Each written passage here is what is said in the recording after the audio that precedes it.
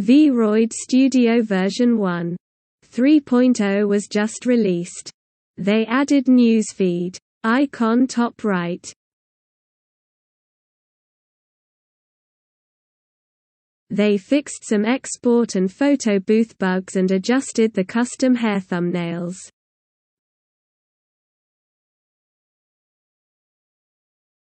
They've added 3D printing export. Top right corner under export is now the option for 3D printing.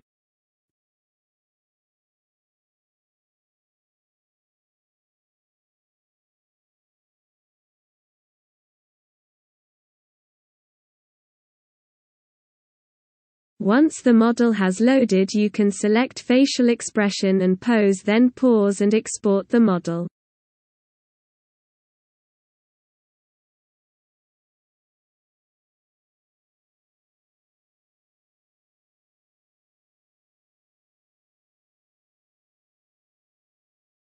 You can upload the model to Pixiv Factory.